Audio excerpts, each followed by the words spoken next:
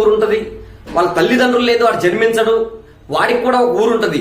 దయచేసి అలా కించపరిచే మాటలు మాట్లాడొద్దు రాంగోపాల్ వర్మ గారు, దయచేసి చెప్తున్నాం.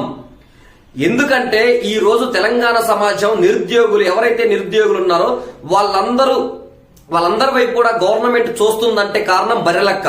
బర్రెలక్కది చాలా అంటే చాలా వంతుంది అక్కడ. ఎందుకంటే బర్రెలక్క లేకపోతే ఈ రోజు నిరుద్యోగులు పట్టించుకునే నాదుడు లేకపోవు ఈ గవర్నమెంట్ లో. ఏది ఈ అరాచక బీఆర్ఎస్ గవర్నమెంట్ లో కూడా అసలు లేదు. ఇప్పుడు వచ్చిన కాంగ్రెస్ పార్టీ కూడా ఖచ్చితంగా నిరుద్యోగుల గురించి ఆలోచిస్తామంటుందంటే that is only one Barrelakka వల్లనే. అలాంటి బర్రెలక్కను పట్టుకొని నువ్వు బర్రె ప్లేస్ అక్క అంటే నీకాడ డబ్బు ఉండొచ్చు, నీకాడ అన్నీ ఉండొచ్చు, కానీ కండకావ వ్యక్తుల మాటలు మాత్రం ఎట్టి పరిస్థితుల్లో కూడా మాట్లాడితే ఊకునే ప్రసక్తి ఉండదు. బర్రెలకు ఏం తప్పు చేసినా ఆమె నువ్వు అట్లా అన్నావు? ఆమె నిన్నేమన్నది? నిన్నేమన్నా నా ఎలక్షన్స్ కి ఏమన్నా ఫండింగ్ పెట్టమన్నదా, నిన్ను డబ్బులు పెట్టమన్నదా, లేకపోతే ఇంకేం చేయమన్నది నిన్ను? మిమ్మల్ని కూడా చాలా గౌరవించే